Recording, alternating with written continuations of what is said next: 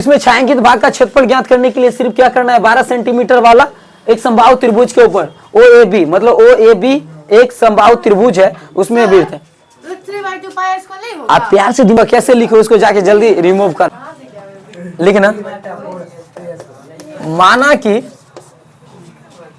कि ओ A B O केंद्र वाले, तो ये चैप्टर में एकदम धांसू बनो। ओ ए बी शीर्ष ओ केंद्र वाले, इसमें कितना लकड़ी है, पहला ऊपर वाला लकड़ी पे का वृत्त का क्षेत्रफल माइनस त्रिज्या खंड का। अगर पूछेगा ना तो देखो आर का मान कितना रखा हुआ, दिमाग लगाओ, आर का मान यहाँ पे 6 आ जाएगा, तो थीटा का मान कितना होना चाहिए, तो याद रखना त्रिभुज है ना, तो 60 डिग्री में कुछ नहीं बोला तो 22 वर्टिकल, मतलब इतना दिमाग लगाओ ना कि जितना घास सकते हो घास दो।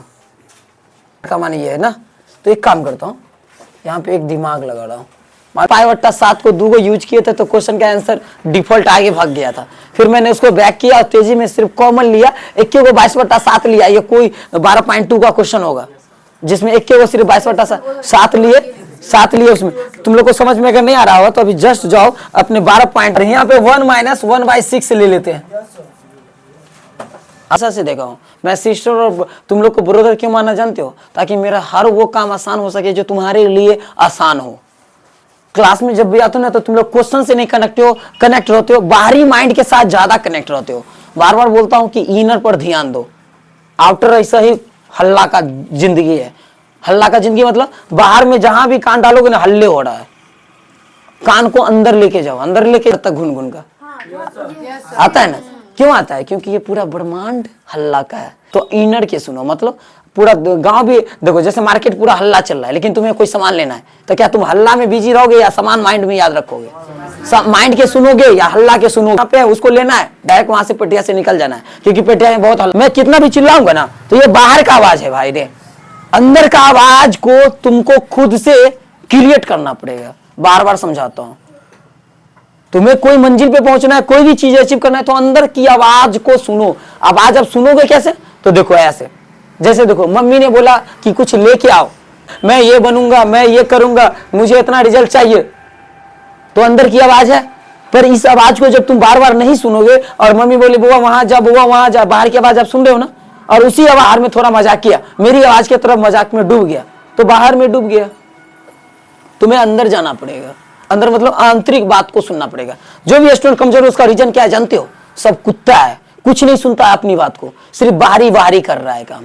बाहरी मतलब डीप में ना क्वेश्चन में प्रैक्टिस करता है, ना डीप में क्वेश्चन में डूबता है, ना डीप में हमसे कुछ क्वेश्चन करने की हिम्मत भी होता है। 15 डेज बचा है, आज भी वो समय है जहां पे दुनिया को बदलने का ताकत मेरे पास में है। क्या तुम्हारा माइंड बदला, दुनिया बदल गया। इस संसार में एक चीज ध्यान रखना, कोई नहीं है क्या जो ये दुनिया को चला रहा है, सब का सब दुनिया को चला रहा है। अगर कोई दुनिया को चला रहा है तो उसे कोई नहीं देख रहा है, जिसे हम गॉड बोलते हैं।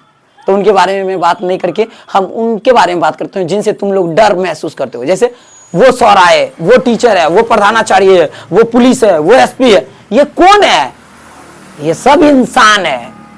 जैसे तुम लोग एक सिंपल हो, हम लोग एक सिंपल है, उसी तरह वो भी एक सिंपल था, बल्कि उसने अपने इनर को समझा और बाहर की बातों पर ध्यान नहीं दिया, इनर पे काम करते गया। आज देखो वो ब्रांडेड बन के जिला में खड़ा है। पर उसके अलावा अगर ढूंढोगे कि कोई और भी है तो नहीं, फिर उसके अलावा ही कोई और है जो स्टेट का है मालिक। एजेड आदमी हमको लग रहा है क्या बहुत, अगर होगा ना तो मुझे लग रहा है कि 30% लोग होंगे पूरा वर्ल्ड। एक कौन है धरती पर इतना ध्यान रखो कि हमारे तुम्हारे अलावा कोई है ही नहीं।